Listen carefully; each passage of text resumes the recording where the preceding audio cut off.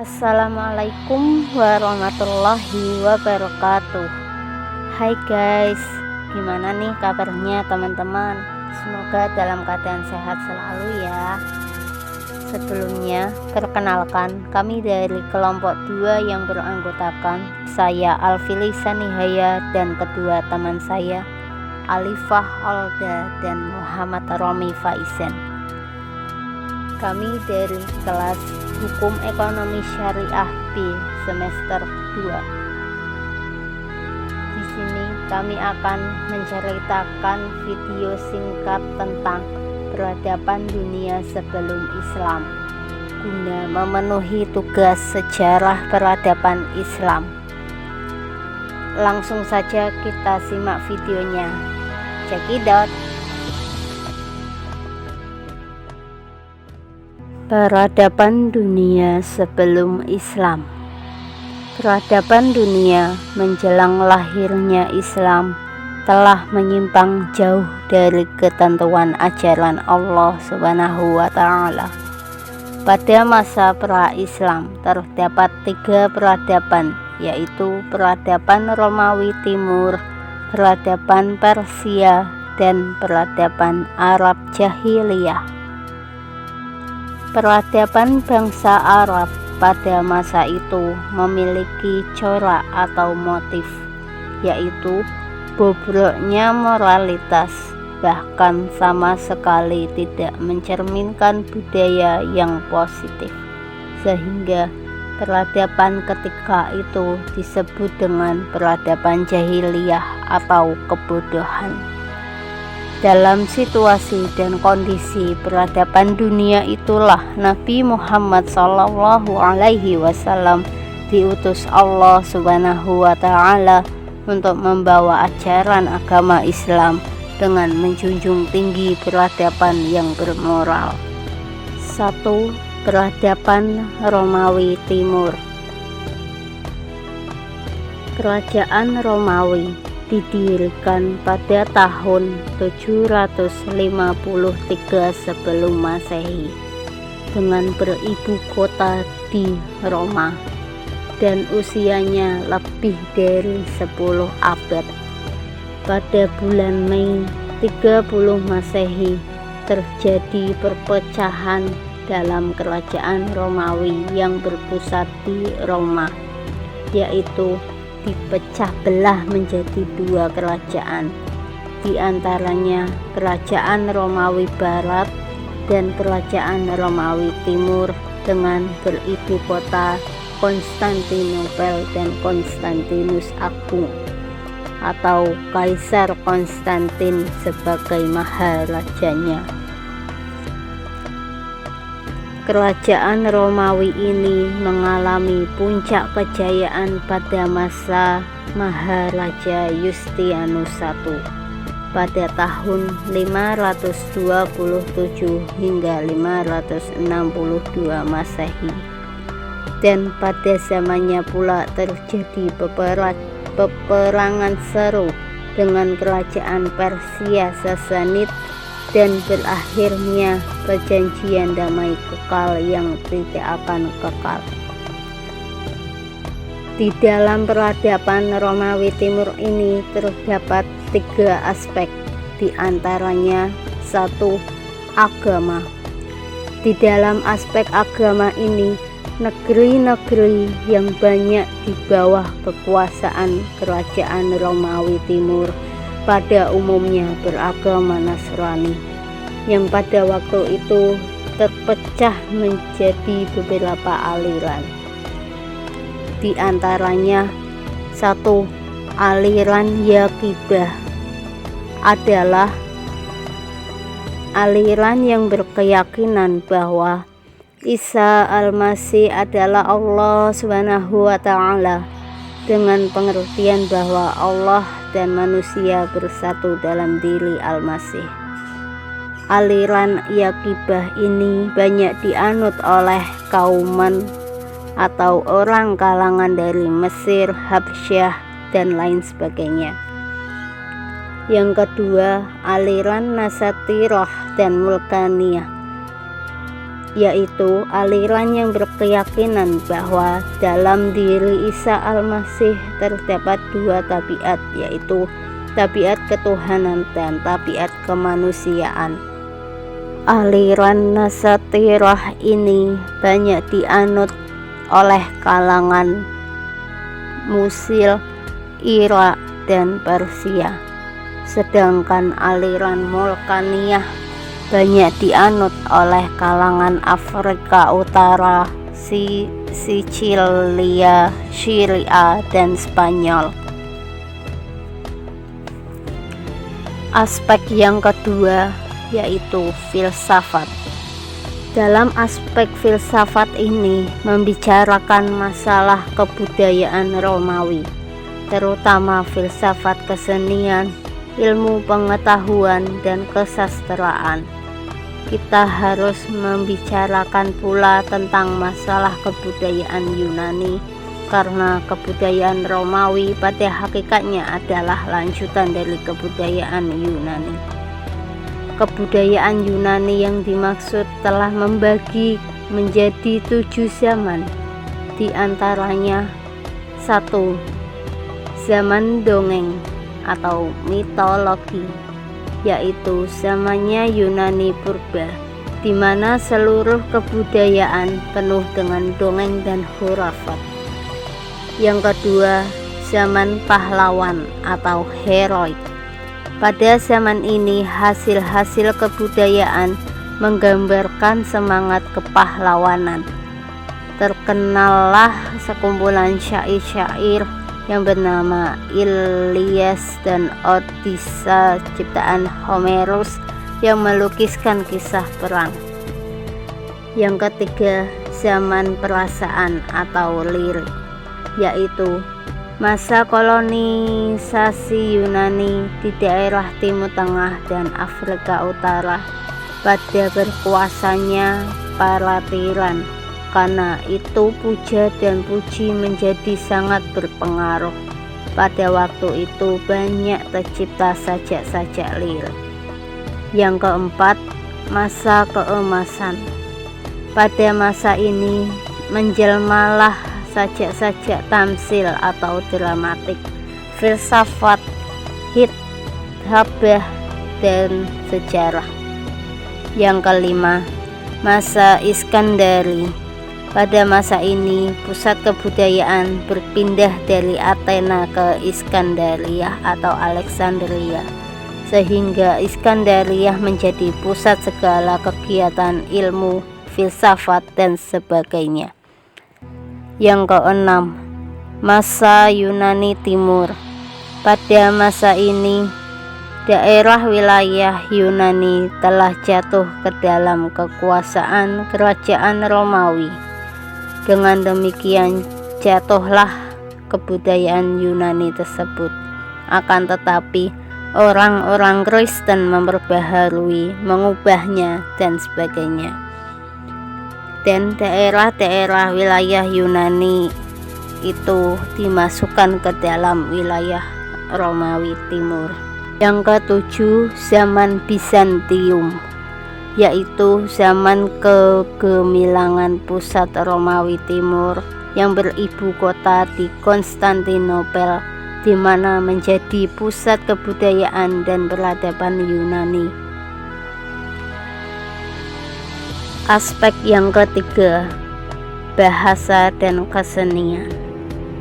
Dalam wilayah kerajaan Romawi Timur ada 3 bahasa yang berpengaruh, yaitu bahasa Latin, bahasa Grek, dan bahasa Suryani. Dalam bahasa-bahasa inilah ditulis di dalam kitab-kitab suci, undang-undang, cerita-cerita, sajak-sajak, dan sebagainya. Kesenian dan kasustraan Bizantium timbul kira-kira pada abad ke-5 dan kemaharajaan Romawi Timur. Kesenian ini terus berkembang di Rusia dan Balkan.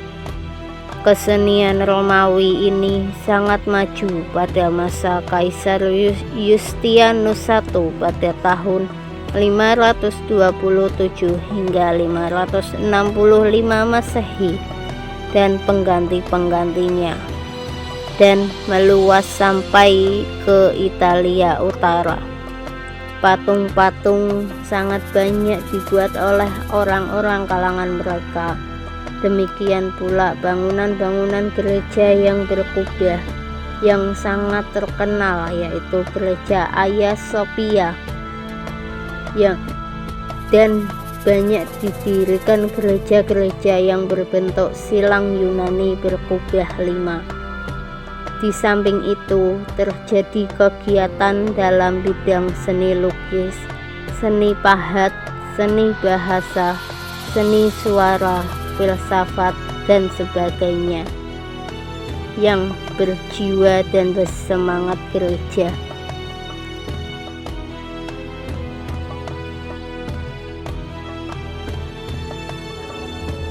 Peradaban Persia.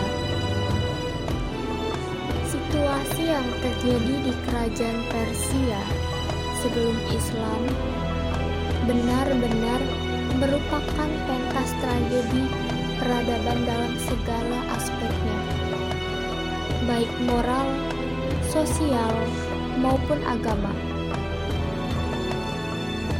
Kondisi moral pada masa itu mengalami kemerosotan moral merebak secara luas. Demikian parahnya sampai-sampai Persia terjerumus ke dalam perangkap pernikahan sedara. Kisra Yazdajir II menikahi putrinya lalu membunuh. Sementara Bahram Kombin menikahi saudarinya sendiri. Penyakit ini tidaklah lazim terjadi pada bangsa-bangsa lain di masa itu, bahkan dipandang sangat menjijikan. Masyarakat bangsa-bangsa lain ketika itu mengingkari perilaku bangsa Persia yang melakukan pernikahan sedarah ini. Pada zaman kekuasaan Kafan, muncullah seorang lelaki yang disebut-sebut sebagai filsuf. Nyatanya, ia adalah musibah dan bencana besar yang menjerumuskan Persia ke dalam lubang kehancuran. Ia berkata, manusia itu seluruhnya sama dalam segala hal. Ungkapan ini secara zahir terlihat baik, namun intinya sangatlah buruk. Sebab ia sebenarnya bukan menyerukan persamaan hak, kewajiban, perlakuan, dan penghormatan, tetapi menyerukan bersekutunya manusia dalam kepemilikan harta dan perempuan. Artinya, mereka semua dipandang sama dalam memiliki dua hal ini. Jadi, pada hakikatnya, ini merupakan propaganda komunisme yang sangat menjijikan. Kondisi sosial pada masa kerajaan Persia. Pertama, mereka mensucikan para kisrah. Mereka meyakini bahwa di nadi para kisrah mengalir darah Tuhan. Karena itu, setiap orang yang menemui kisrah akan bersujud ke tanah dan tidak akan berdiri sampai mendapat izin untuk berdiri. Masyarakat Persia berdiri di hadapan Kisra sesuai dengan kasta mereka. Mereka yang kastanya paling dekat adalah para pendeta, para panglima, dan menteri-menteri. Mereka berdiri dengan jarak 5 meter.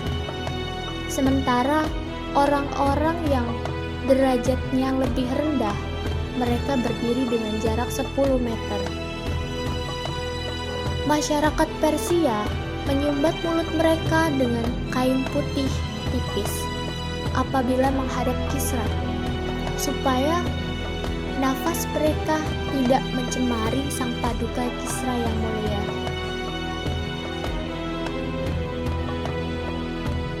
Kedudukan manusia di masa masyarakat Persia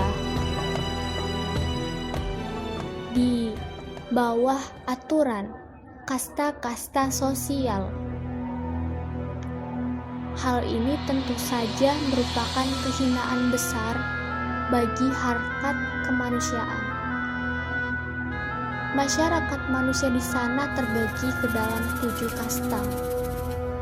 Pertama, kasta para Kisra.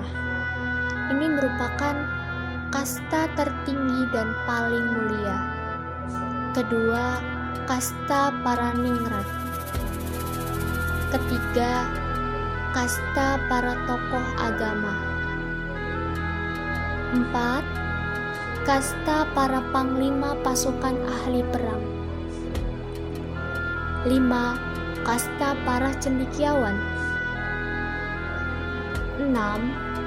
Kasta para kepala desa dan pemungut pajak.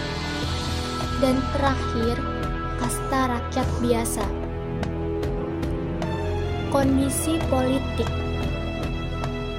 Raja-raja di Persia hanya berasal dari satu keluarga, yaitu keluarga Sasania. Jika tidak menemukan lelaki dewasa dari keluarga Sasania untuk diangkat sebagai raja, mereka akan mendaulat anak laki-laki yang masih kecil dari keluarga itu sebagai raja mereka, sebagaimana yang mereka lakukan terhadap Ardashir putra Seroya yang baru berumur 7 tahun. Jika anak kecil juga tidak ada, mereka akan mengangkat seorang perempuan sebagai raja, sebagaimana mereka lakukan terhadap Boranduk putri Kisra. Kondisi keagamaan Persia. Agama asli orang-orang Persia adalah suatu kultus yang sederhana sekali, yang berhubungan dengan kehidupan pengembalaan, pertanian. Akan tetapi, kemudian seorang Persia yang bernama Zarathustra mengembangkan suatu agama baru yang disebut Zoroastrianisme. Zoroastrianisme ini merupakan kepercayaan yang menyembah kepada Ahura Mazda atau Tuhan yang bijaksana. Di dalam ajaran Zoroastrianisme hanya ada satu Tuhan yang universal dan maha kuasa, yaitu Ahura Mazda. Ia dianggap sebagai Sang Maha Pencipta. Segala puja dan sembah ditunjukkan hanya kepadanya. Pengakuan ini adalah bentuk penegasan bahwa hanya Ahura Mazda yang harus disembah. Menurut penganut Zoroaster, Ahura Mazda adalah esensi murni yang suci dari segala bentuk materi, yang tidak dapat dilihat oleh pandangan mata dan tidak dapat ditangkap kezatannya oleh akal manusia.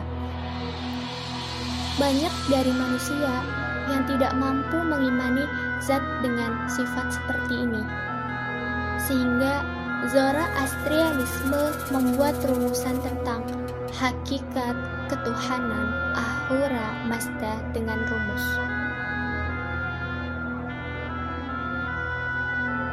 Peradaban Islam Jahiliyah. Sebelum Islam datang, kita mengetahui masyarakat bangsa Arab mengalami sebuah fase, di mana fase itu dianggap sebuah fase yang tidak memiliki nilai-nilai moral. Karena pada fase itu kehidupan manusia sangat semrawut, melakukan apa saja yang dia kehendaki tanpa terikat dengan aturan yang pasti. Fase ini kita kenal dengan zaman jahiliyah. Ketika Nabi Muhammad SAW lahir pada tahun 570 Masehi, Mekah adalah sebuah kota yang sangat penting dan terkenal di antara kota-kota di negeri Arab, baik karena tradisinya maupun karena letaknya. Dengan adanya Ka'bah di tengah kota, mereka menjadi pusat keagamaan Arab. Ka'bah adalah tempat mereka berziarah. Mekah kelihatan makmur dan kuat.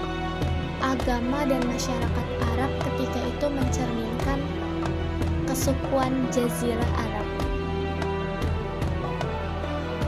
Pertama, peradaban masyarakat Arab pra-Islam. Pada masa itu, Arab dikenal dengan zaman jahiliyah.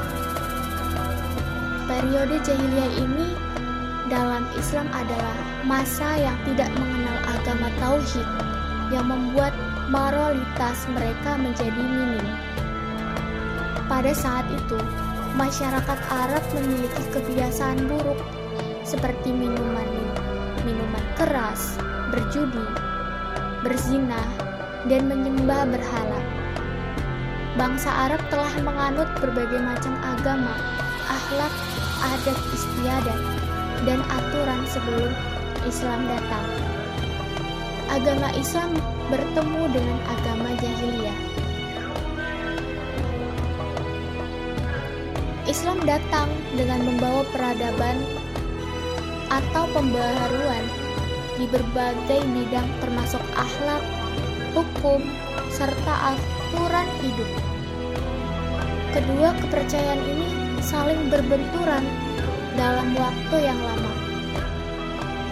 Butuh waktu lama untuk Islam dapat diterima di kalangan masyarakat Arab, karena keadaan jahiliyah telah melekat pada keseharian mereka. Doktrin-doktrin jahiliyah telah tertanam kuat di hati mereka, sehingga sangat sulit untuk melepas kebiasaan-kebiasaan buruk mereka.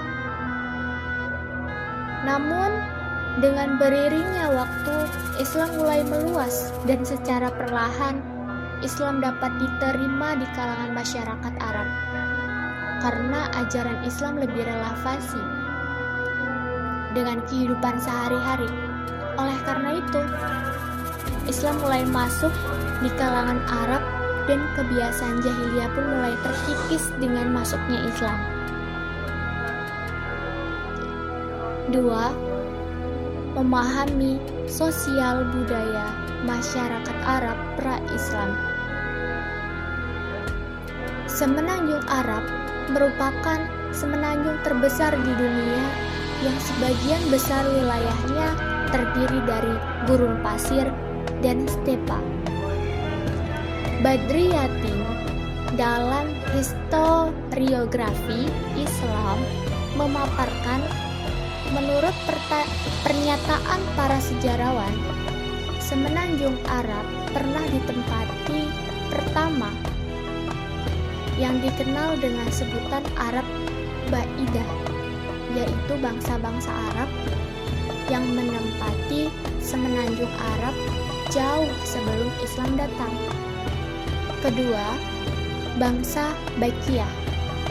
Menurut Philip, dalam History of the Arab, di antara fenomena sosial yang menonjol dalam kehidupan masyarakat Arab adalah kebanggaan terhadap kelompoknya masing-masing.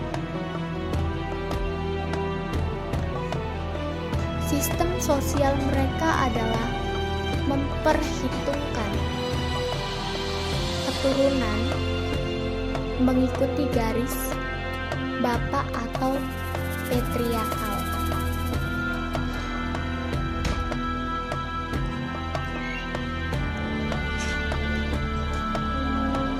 Sehingga di setiap akhir nama diikuti dengan penyebutan nama bapaknya. Hal ini menunjukkan kebanggaan terhadap nenek moyang dan dari kabilah apa mereka berasal. Suatu kabilah berdiri sebagai pemerintahan kecil yang politiknya berasal dari kesamaan fanatisme. Dapat disimpulkan bahwa keadaan sosial budaya masyarakat Arab pra-Islam. Pertama, orang-orang Arab sebelum kedatangan Islam adalah orang-orang yang menyekutukan Allah, yaitu mereka menyembah patung karena dianggap suci.